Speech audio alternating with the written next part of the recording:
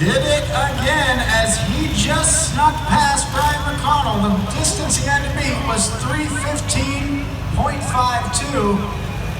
Brad McFarland goes 3:15.71 by 3 inches. Brad McFarland gets the job done. Green fans, you get the win with Untamed and Brad McFarland.